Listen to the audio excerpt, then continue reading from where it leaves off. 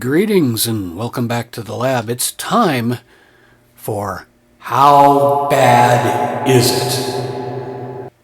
This particular episode, we're going to talk about these solar garden lights. Now, I have some expectations as I take these apart, I'll tell you. I want to talk about the batteries that are in these things because I've been doing some testing lately and I suspect I've long suspected about these. Let me get rid of the parts here. Because really what we're interested in is the batteries that are inside these. And what I've been suspecting is that they will typically say either about 100 to 300 milliamp hours, but I'm expecting them to be on the order of about 30 to 50 milliamp hours, despite what they claim to be.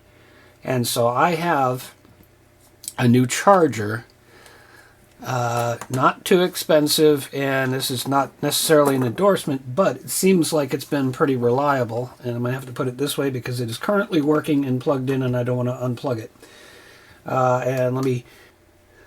But it is telling me right now 567.68 milliamp hours on an old IKEA Lada battery. So this is another one I tested. It's supposed to be a 1000. It tested at 574, but that's after several cycles. So this is not a complaint about their batteries.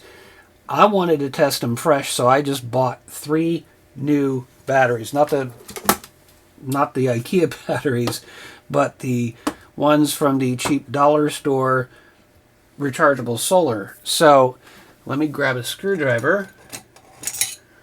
And, well, actually, let's just take a quick look first and see if these things actually turn on. Yep. 2 and 3. Okay, so they are all functional. And at some point I'll have to bypass those switches because that's usually the first thing to rot out on these. But if I'm right, what's in here is going to be a AAA battery that should claim, I think they used to claim 300 milliamp hours, and then I think they kind of revised it down. So let's see what it actually claims to be. I'll pop this open. And yep, this one claims to be, I've got to move the tabs up a little bit. Now, if you're in another region, you may not be getting the same numbers that I'm getting here. I'm in Los Angeles, and we get plenty of sun. Well, maybe not right now, it's in the winter. But let's see if I can't.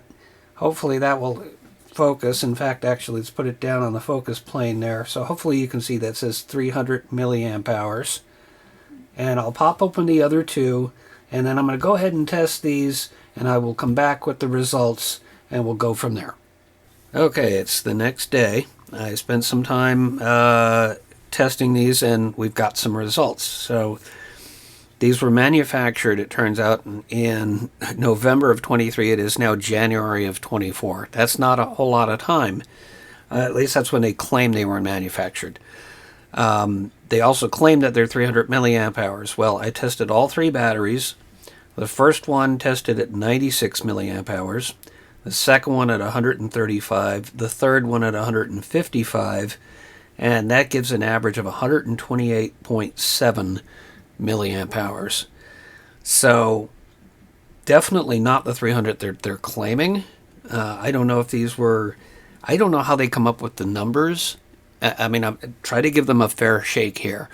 I don't know if they're designed to be for 300 milliamp hour and they're not even checking maybe, and so they just assume that they're 300 milliamp hour and releasing them, or they're being binned, which is a term used for going through and testing components, and if they make a whole bunch of resistors You could test all the resistors and you could say, oh, well, this one tests close to 1K, so we'll mark it as 1K.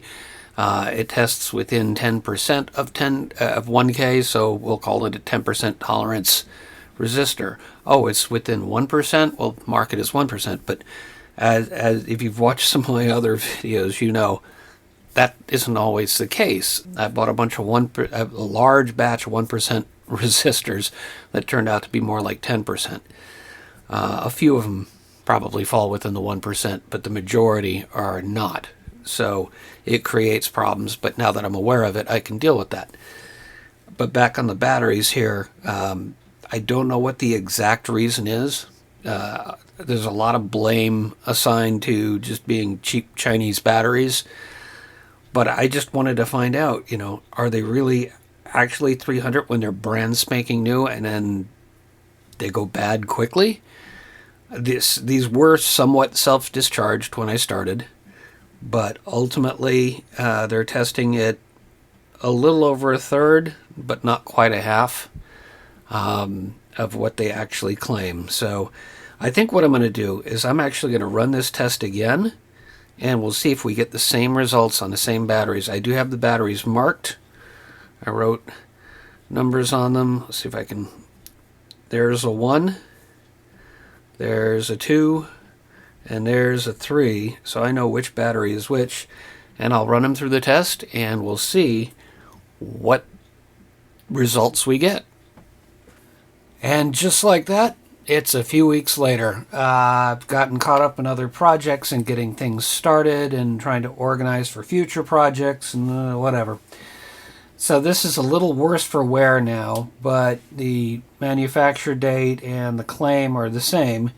I ran the test several times. I was keeping track of it here, then I kept track of it somewhere else, and now I seem to have lost some of that data. So let me just give you what I've got. There were some surprises here. On number 1, we got 96, and then I ran it again. We got 96 milliamp hours again, which was making me think, okay, it's consistently 96. Then it rose to 121, 133, dropped to 109, and then back to 121. So I'm not exactly sure what to interpret on that first battery, except that it seems to have a higher capacity than the original 96, and it's like it was settling into its actual capacity. It may be that the way they're manufactured, that they need to go through a couple of cycles, and that's, if you think about it, a lot of products that you buy say to fully charge it first before its first use, and that may be part of what's going on. They're trying to get it up to a fuller capacity by encouraging you to charge it a couple of times. Number 2 came out at 135, 116, 136, 122, and 117.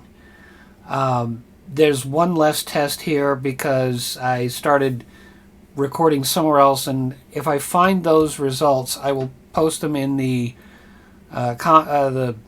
description down below. And but for now, I've got 6 results on the first one, 5 each on 2 and 3. So number 3 came up at 155, 128, 140, 127, and 150. So ultimately, they're all averaging somewhere between a third and a half of their stated value, their stated capacity.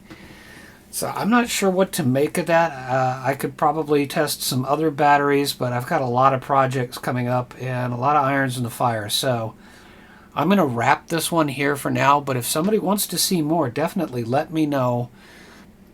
Leave me a comment and I'll see what I can do about scheduling in some more batteries. Maybe go buy some more of those or buy something else.